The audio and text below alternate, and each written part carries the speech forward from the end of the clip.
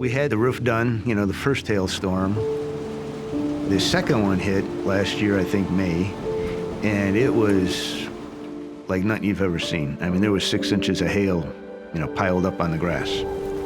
I thought, well, we had this done 7, 8 years ago.